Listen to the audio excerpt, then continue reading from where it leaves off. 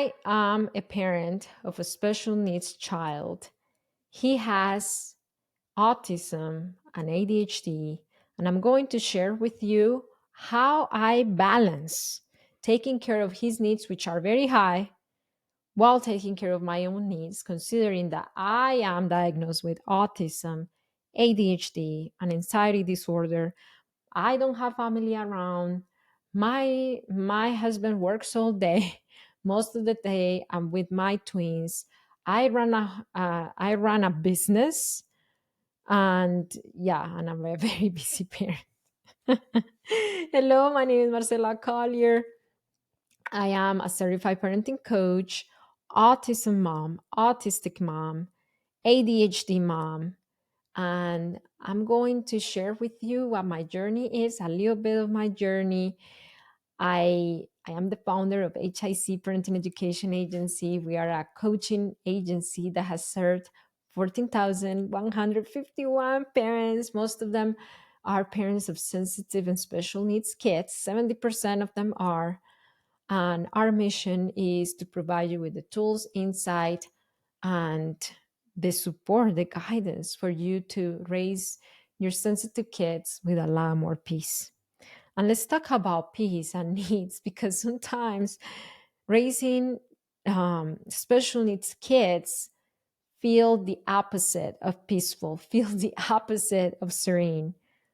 When a neurotypical child or a non-autistic child may have a normal little tantrum getting out of the, going to the park or leaving the park, my autistic son will have a full-blown meltdown because the park is too overwhelming. And even going to the park is a struggle. Getting out of the park is a struggle.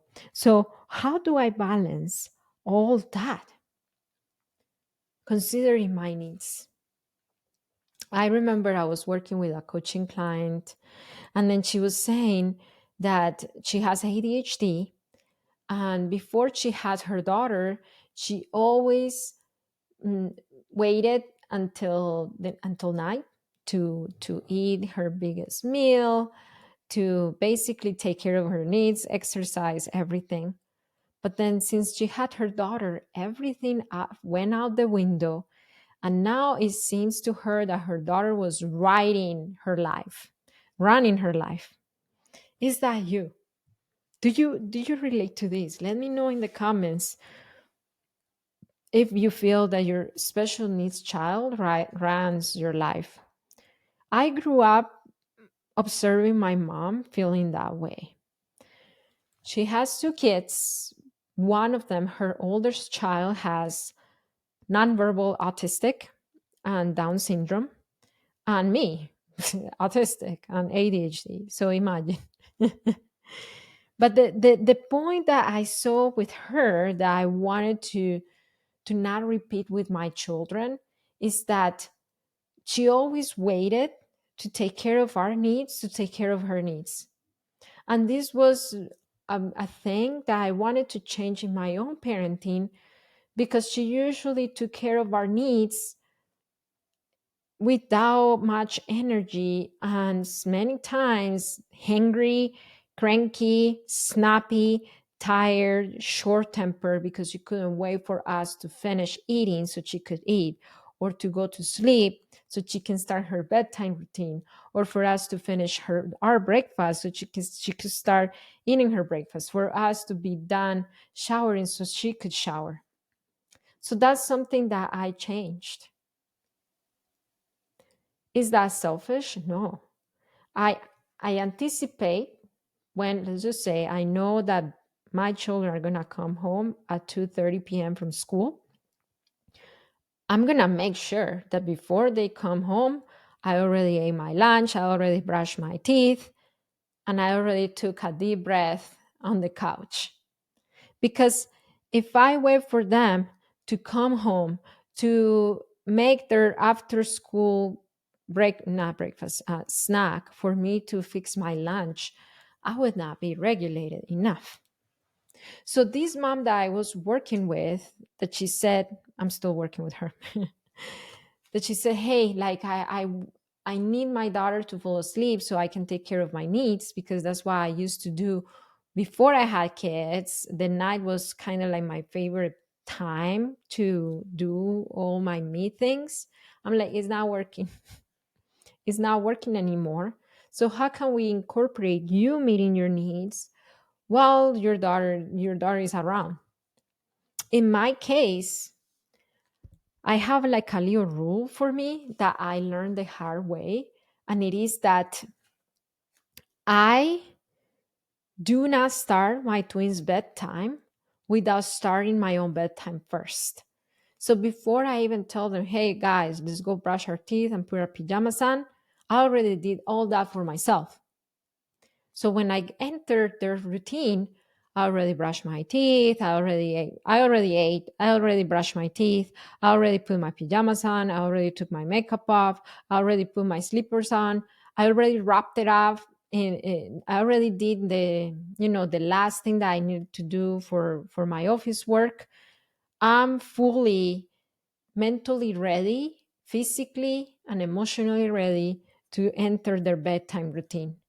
So whether they have a hard time or not, whether they take long or not to brush their teeth, whether they are stalling or not, I'm emotionally available because my needs are met. There are some times that things overlap.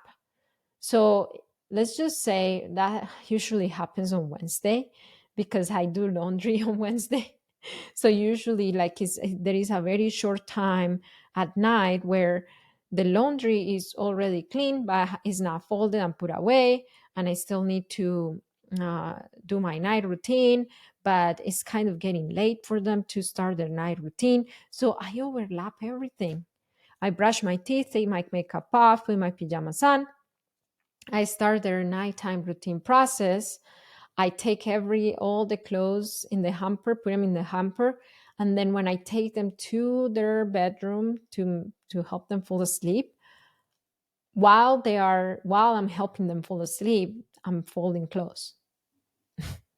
So in my head, I'm not thinking I need to get them to fall asleep as soon as possible so I could fold clothes. So when I'm done putting everything away, it's not just so late, almost midnight, and then it won't work. So let me know in the comments, what is one thing that you can overlap to meet your needs or to take care of things while you take care of your kids? Is it the most convenient thing to fold clothes while you're trying to rub your autistic son's back to fall asleep? No, but it's what I have at the moment to make it work, because I don't like folding clothes at 11 p.m. and I don't like yelling at my kid. I don't like pressuring them to fall asleep. I don't like none of that stuff. So I would rather juggle a little bit during his bedtime process to rub his back with one hand and fold the clothes with the other. So, how I balance my autistic child's needs with my own needs, basically taking care of my needs while I take care of his needs. Because I'm autistic, I have support needs. And there are some things that I don't do that other non autistic parents do. Example, my twins are in soccer and they had a soccer tournament all weekend. So basically, the drill was, if you win Friday's game, then you have to come back on Saturday for the semifinal.